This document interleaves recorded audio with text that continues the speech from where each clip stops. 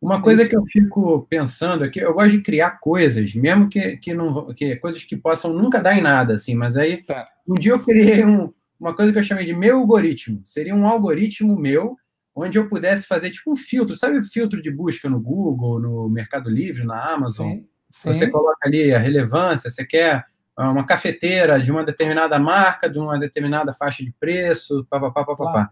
claro.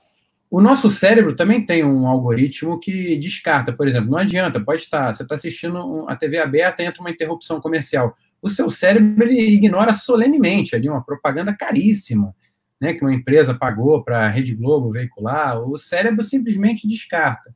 Mas no caso Certo. do feed da rede social, ou de todos esses algoritmos que a gente é forçado a mexer, será que daria para a gente criar um produto ou serviço que desse o poder para o espectador dele montar um algoritmo de acordo com o que ele quer para ele e esse algoritmo filtrasse os outros algoritmos dos outros aplicativos? É muito interessante sua pergunta, porque se por um lado o meu algoritmo, que você chama, é um conceito muito interessante, né? Mas é assim, o meu algoritmo teria que ter consciência, coisa que teoricamente nós temos, para Sim. julgar não o que você quer, mas o que é bom para você. Tá certo? A gente teria que ter essa consciência. E o problema é que o cérebro humano foi formado a partir de vieses cognitivos que ajudaram o ser humano a chegar até aqui.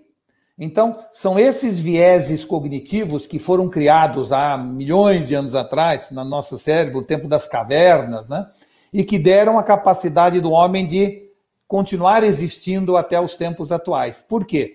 Porque isso ele criou vieses cognitivos que transformavam a decisão em algo muito mais rápido e simples. Sim. Então, são 180 vieses cognitivos que assolam o nosso cérebro e que quando você começa a estudar, você vê, nossa, então é por isso que eu faço isso e não sabia por quê. Um deles, por exemplo, é o viés da confirmação. Ou seja, o cérebro tende a focar na informação que confirma suas crenças ou opiniões consolidadas. Sim. Ou seja, é a tendência que o cérebro humano tem de lembrar, de interpretar ou buscar informação que ratifique uma ideia que eu já tenho dentro de mim. Então, no fundo, o que esse viés faz? Faz com que toda a informação ambígua se torne confirmatória. Então, se duas pessoas estiverem com 6 no meio, para um é 6, para o outro é 9. Né? Se eu fizesse uma figura, tá certo? E eles vão se matar para confirmar para o outro que é 6, mas o outro está vendo 9. Então, no fundo, quando a gente fala de viés de confirmação, ele está o tempo inteiro entre nós. Um machista, uma mulher fecha o carro dele sem querer, ele fala, só podia ser mulher. Uma mulher está andando na rua e um cara subia e fala assim, coisa de homem. Ou seja, tudo que a gente tem dos nossos preconceitos, eles existem para reforçar nosso viés confirmativo ou viés da confirmação, entendeu? Então, no fundo... Um filtro de enxergar o mundo. Né? Você é o coloca aquele... filtro de enxergar o mundo. Se fosse só este, ainda estava bom, entendeu? Nós temos absoluta certeza numa roleta que se caiu 10 vezes no preto, a chance de dar vermelho é maior.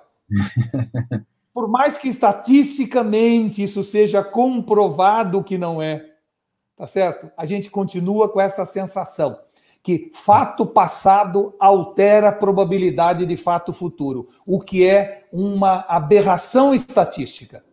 Mas a gente tem essa crença e você vai num cassino e vê que todo mundo começa a apostar o dobro, o triplo, só porque tem uma sequência de vermelho ou de preto. Se caiu um avião ontem aqui, nós achamos que a chance de cair um hoje é menor. Não é menor, é a mesma chance. É aquela falácia do raio nunca cai 2 vezes no mesmo lugar. Exato, é bobagem. Estatisticamente é desprezível qualquer diferença. Então, esse é um outro viés. Depois tem um viés de racionalização de compra, que o marketing usa sem parar. Então, o que é o viés de racionalização de compra? É você comprar um negócio por impulso, depois ficar justificando mentalmente por que você comprou. Por que você comprou? Exato. Uma vez a minha mãe chegou em casa, eu era jovem ainda, chegou para o meu pai e falou: olha o que eu trouxe para você. O que era? Era um chapéu de apicultor. Aí meu pai falou: agora, nesse tempo de pandemia, até que é útil. Exato. Aí ela falou assim: não, achei ótimo, porque para você pescar, imagina, não vai nenhum inseto em você. Meu pai nunca pescou. Ela comprou porque achou barato. E depois veio da Sears, da loja Sears até a minha casa, buscando a confirmação da sua tese por que comprou.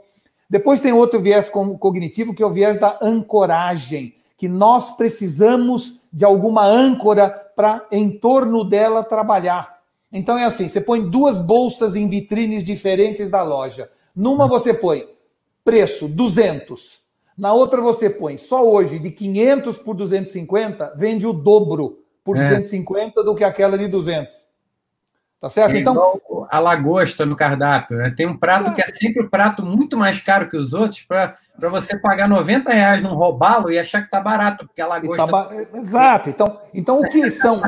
A gente deu alguns exemplos que, no fundo, todos esses exemplos são, no fundo, vieses cognitivos que acontecem o tempo inteiro. Você tem o chamado viés da observação seletiva. Você começa a correr um dia na rua e vê que tem um monte de gente correndo, acho que o mundo inteiro está correndo, porque as pessoas estão correndo no mesmo volume de antes, mas você passa a observar, você compra um carro e começa a ver muito mais daquele carro na estrada, tá certo? Então, você falou, sabe quando eu tive esse estalo dessa que você acabou de falar, do carro, da corrida? Eu fazia caça submarina quando eu era criança, pré-adolescente e tal. Aí, a partir do momento que eu via o primeiro peixe, o primeiro indivíduo daquela espécie, eu vi um baiacu pela primeira vez. O baiacu é aquele peixe que infla com o vento, que fica assim, né? Aí, a partir do momento que eu vi o primeiro baiacu, eu passava a ver baiacu sempre. Mas aquele baiacu sempre estava lá, eu que nunca vi, porque eu ainda não tinha visão. Isso chama-se viés da visualização seletiva. E assim vai, quer dizer, nós podemos passar a noite aqui falando sobre todos os vieses cognitivos. Então, por isso, respondendo o seu questionamento, por isso o algoritmo é difícil, porque ele é contaminado por uma infinidade de vieses cognitivos, não é? E nós precisaríamos criar o que a gente chama de uma imunização cognitiva que permitisse a gente julgar e termos critérios mais isentos que não fossem afetados por esses vieses cognitivos. Sim.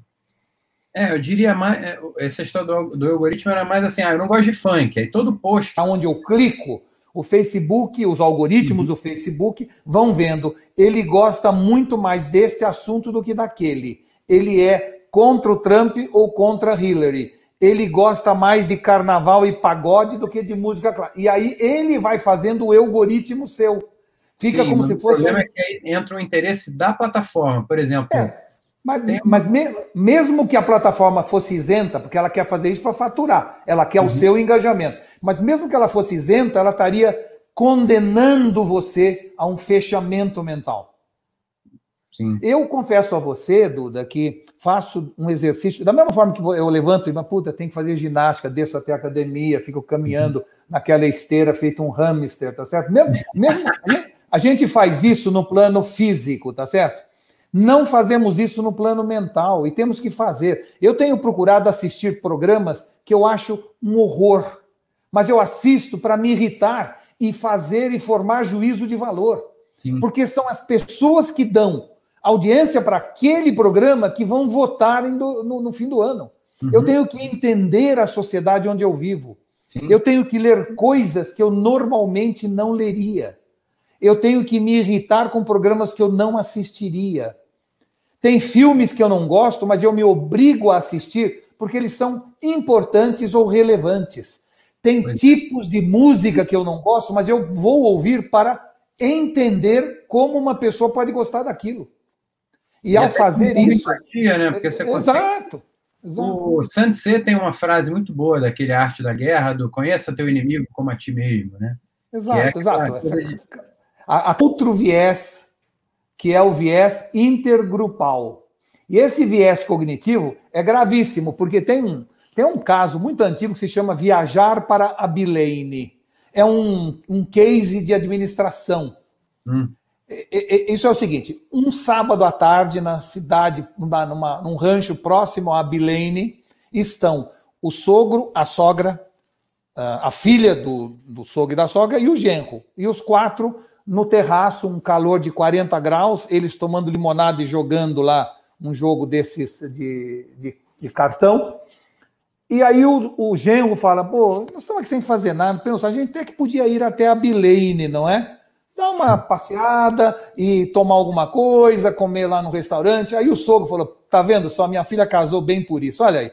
Olha que boa ideia, em vez de ficar aqui fazendo nada, vamos para lá. E a sogra falou assim, nossa, que delícia, vou me arrumar, que maravilha passear. E a menina falou assim, tá vendo só, escolhi bem meu marido. E os 4 felizes foram para Abilene. Aí, o que acontece na estrada é um horror, fura o pneu, encrenca o carro, chegaram lá, o lugar estava fechado, o que eles iam visitar, a comida estava ruim no restaurante.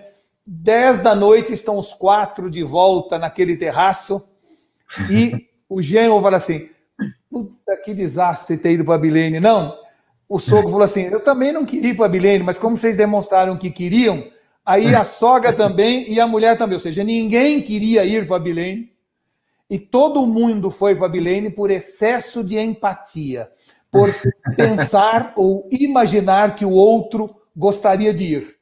Eu vou fazer esse sacrifício pessoal, mas é para todo mundo que está querendo ir, eu não vou ser.